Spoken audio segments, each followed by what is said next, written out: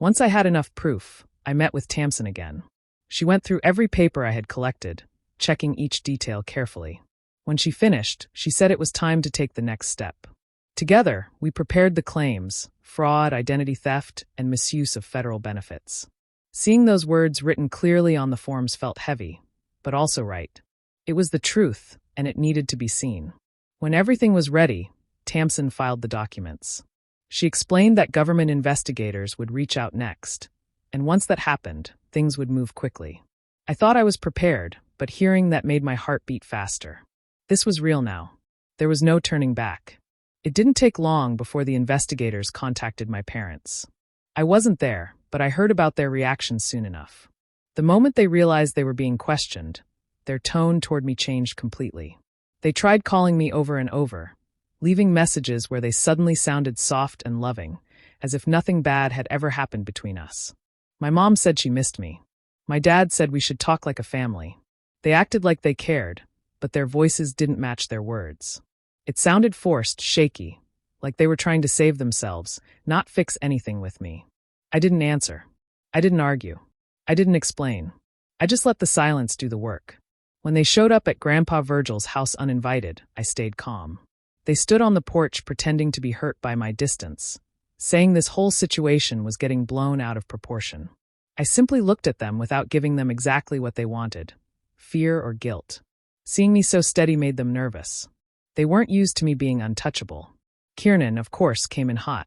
He didn't try to act gentle like our parents. He told me I was ruining the family, ruining his life, and acting selfish. He kept saying I owed them for raising me. The anger in his voice didn't scare me this time. Instead, it showed me exactly who he was. While he ranted, I quietly turned on the recorder on my phone. Every word he spit out, every threat, every insult, became part of my evidence. When he realized I wasn't reacting, he stormed off, slamming the door so hard the windows shook. After they left, the house felt strangely peaceful. I knew they weren't done trying, and I knew things would get messier before they were over. But something inside me had changed. I wasn't the scared girl who backed down anymore. I was watching them fall apart, and for once, I wasn't the one breaking. Everything they had hidden for years was coming back to them, and I didn't need to lift a finger. The truth was doing the work all on its own. The day of the court hearing arrived, and I felt a mix of nerves and determination. Walking into that courtroom, I knew this was the moment everything I had worked for would either stand or fall.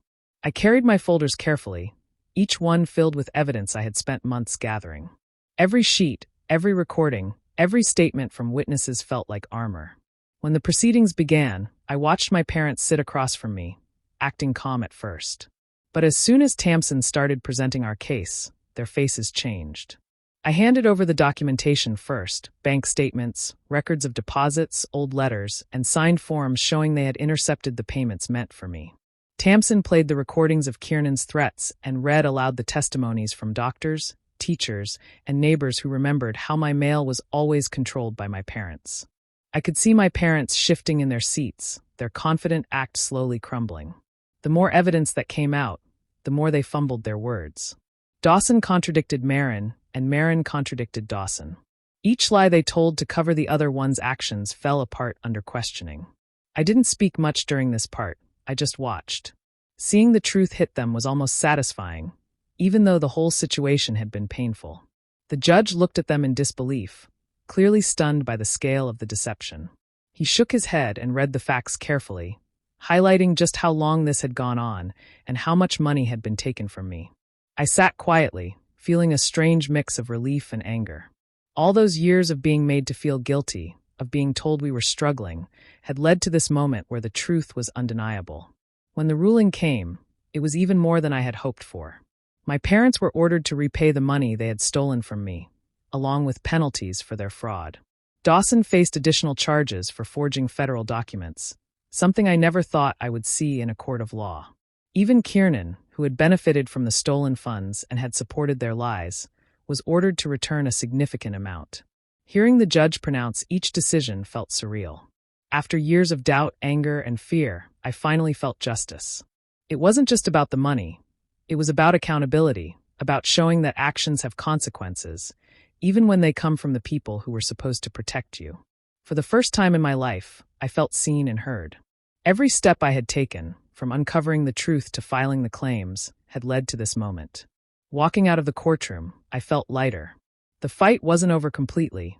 There would still be follow-ups and paperwork, but the most important battle had been won. I had reclaimed control over my life, my finances, and, most importantly, my sense of self-worth.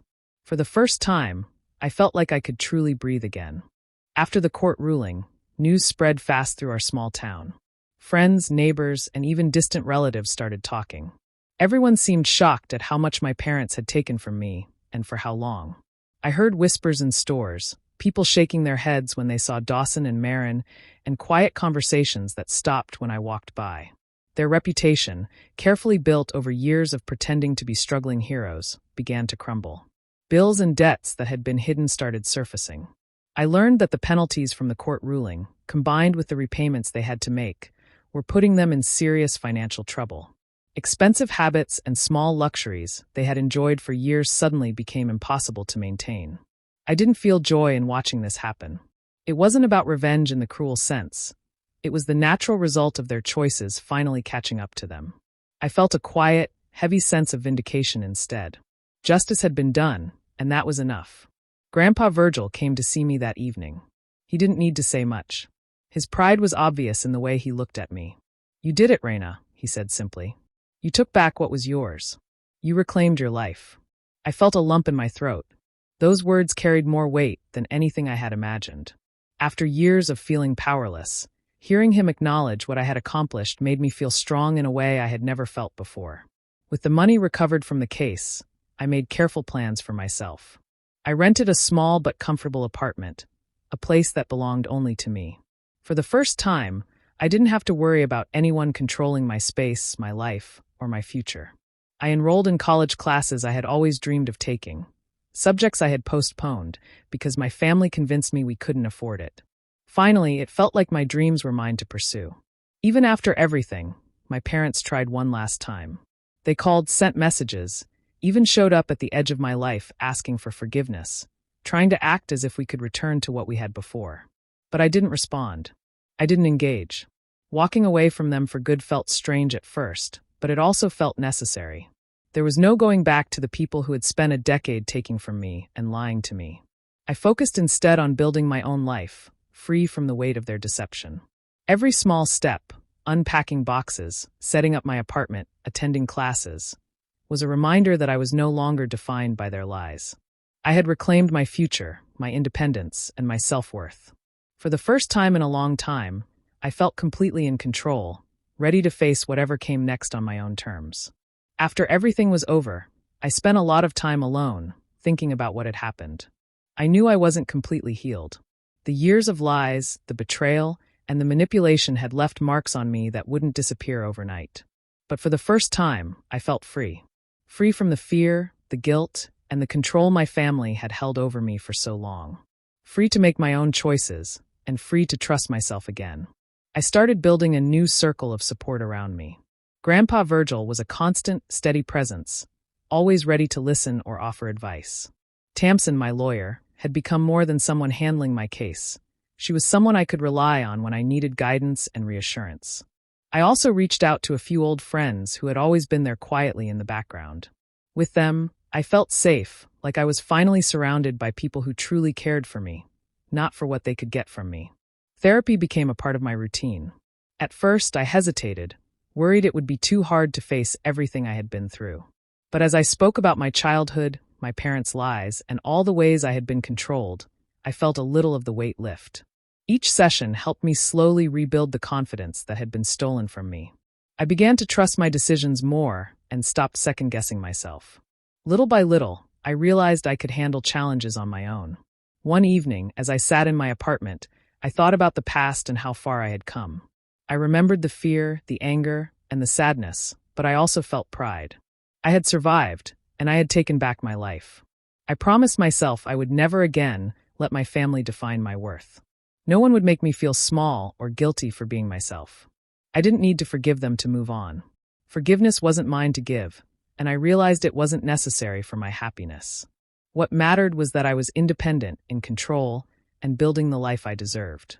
I could focus on my studies, my dreams, and the people who truly supported me. For the first time in years, I felt like I could breathe freely.